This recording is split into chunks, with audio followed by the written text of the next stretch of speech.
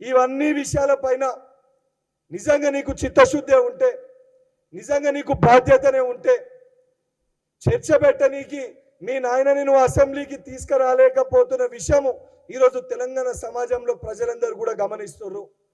బహిరంగ చర్చ పెట్టుకోవాలని నీకు చాలా కుతూహలంగా గులనీకి ఏదైతుందో నీ కుతూహలాన్ని తీర్చనీకి కాంగ్రెస్ పార్టీ పక్షాన శాసన సభ్యునిగా నువ్వు, శాసన మండలి సభ్యునిగా నేను, వర్కింగ్ ప్రెసిడెంట్గా నువ్వు, ఉపాధ్యక్షునిగా నేను ఏ రకమైన బహిరంగ చర్చకైనా నేను సిద్ధంగా ఉన్నా.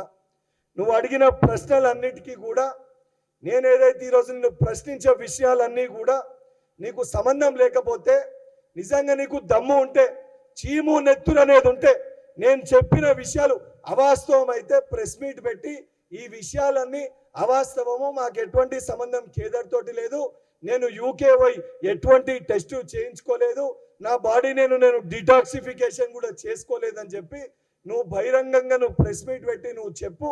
తర్వాత నువ్వు తప్పనిసరిగా ఇవన్నీ పాల్పడ్డావని చెప్పి ఆధారాలతో సహా, ఎవిడెన్సెస్తో సహా నేను ప్రూవ్ చేయడానికి సిద్ధంగా ఉన్నాను.